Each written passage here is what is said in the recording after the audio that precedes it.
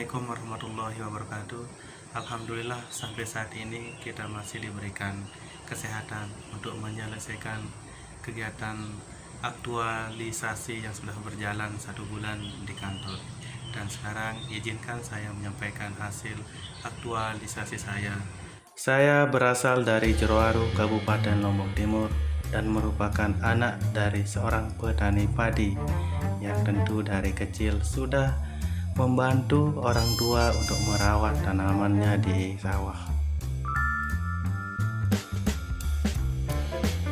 Saat ini saya adalah calon pegawai negeri sipil yang memiliki jabatan sebagai pengawas benih tanaman ahli pertama yang ditugaskan di Balai Pengawasan dan Sertifikasi Benih Tanaman Pangan dan Hortikultura yang terletak di Jalan Raya Peninjauan Narmada, Kecamatan Narmada, Kabupaten Lombok Barat.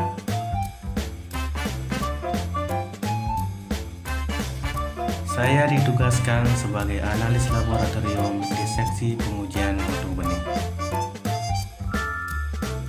Kegiatan sehari-hari saya adalah melakukan pengujian standar seperti pengujian kadar air, kemurnian, dan daya berkecambah, dan juga melakukan pengujian khusus untuk kesehatan benih seperti pengujian cendawan, bakteri, dan nematoda. Selama melakukan pengujian kesehatan inilah saya menemukan berbagai jenis penyakit terbawa benih padi yang diuji di laboratorium BPSB Provinsi NTB. Akan tetapi, standar kelulusan mutu benih di laboratorium belum menerapkan standar kelulusan benih berdasarkan intensitas penyakit tular benih. Standar kelulusan yang diterapkan adalah berdasarkan pengujian standar seperti kadar air, kemurnian, dan daya berkecambah. Namun tugas dan wewenang penulis sebagai seorang analis laboratorium tidak dapat mengubah kebijakan tentang standar kelulusan benih. Sesuai dengan tugas, penulis dapat memberikan kontribusi menyelesaikan permasalahan tersebut, yaitu dengan mengambil rancangan aktualisasi yang berjudul Evaluasi Hasil Pengujian Cendawan Terbawa Benih Padi di Laboratorium Pengujian Mutu Benih UPTD BPSB Provinsi Nusa Tenggara Barat. Dan aktualisasi saya yang pertama adalah berkonsultasi dengan mentor dan coach terkait dengan isu di instansi dan gagasan kreatif untuk menyelesaikan isu tersebut. Konsultasi dengan mentor di tempat kerja maupun dengan coach mengenai isu dan gagasan kreatif menyelesaikan isu dilaksanakan sebagai langkah awal kegiatan. Kegiatan ini berkaitan dengan nilai-nilai dasar berakhlak, akuntabel, kolaboratif, dan juga loyal. Konsultasi ini diharapkan dapat diperoleh masukan ataupun ide-ide kreatif lainnya guna kesempurnaan gagasan yang akan diterapkan.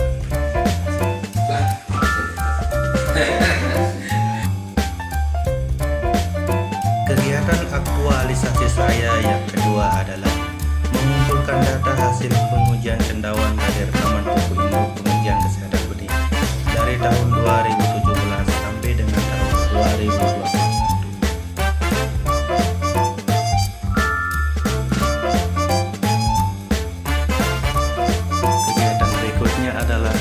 Data dari buku induk ke dalam Microsoft Excel.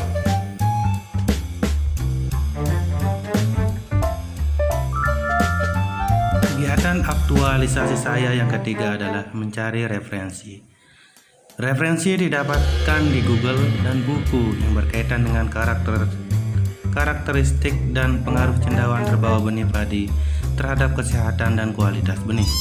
Kegiatan ini dilakukan untuk menambah wawasan penulis dan nantinya dapat digunakan dalam pembahasan setelah dilakukan analisis data. Kegiatan ini berkaitan dengan nilai-nilai dasar berakhlak, berorientasi pelayanan, akuntabel, adaptif, dan kompeten. Kegiatan aktualisasi saya yang berikutnya adalah melakukan analisis dan pembahasan.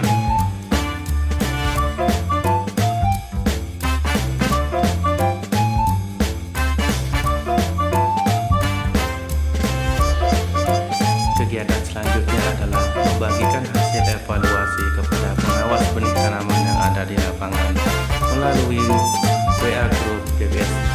Untuk kegiatan berikutnya adalah mempublikasikan hasil evaluasi melalui situs resmi BPSB.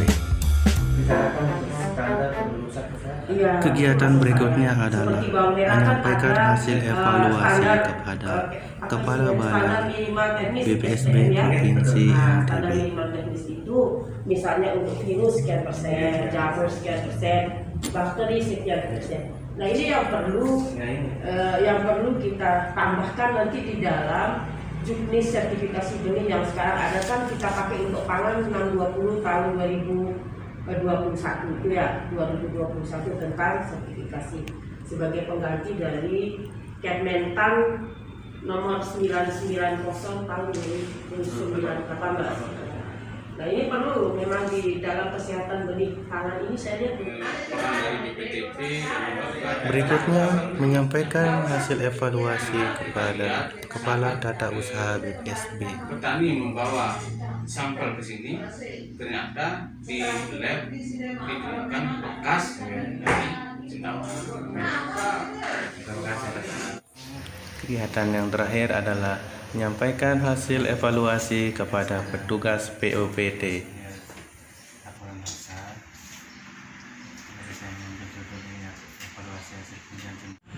Kita menjadi khawatir juga jika itu tidak dilakukan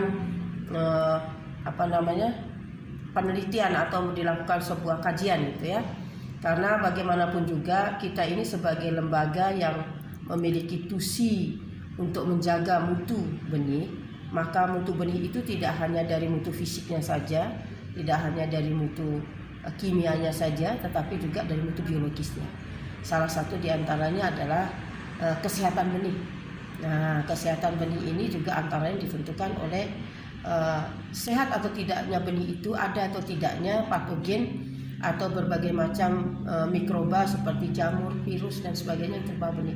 Karena kalau ini sampai terbawa oleh benih, maka itu akan menularkan secara masif pada pertanaman berikutnya, terutama pada lahan-lahan yang memang masih murni atau tidak terindikasi adanya patogen tular tanah.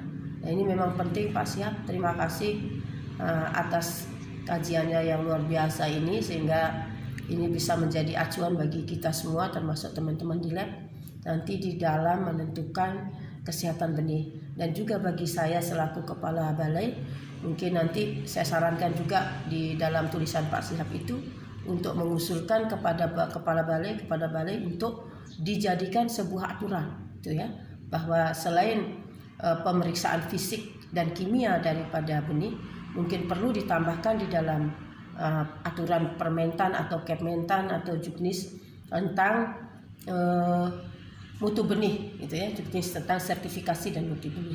Saya kira itu nanti saya akan tindak lanjuti pada pertemuan tingkat nasional. Saya akan sampaikan kepada Dirjen Perbenihan melalui Direktur Perbenihan Tanaman Pangan untuk memasukkan salah satu komponen daripada mutu benih selain komponen-komponen yang sudah ada sekarang ini, yaitu tentang kualitas fisik dan juga kimianya, tetapi juga yang perlu adalah kualitas kesehatan benih, tentu saja yang berkaitan dengan patogen yang terbawa oleh benih. Saya kira itu Pak Sian. Terima kasih. Demikian yang dapat saya sampaikan. Mohon maaf jika banyak kekurangan. Wassalamualaikum warahmatullahi wabarakatuh.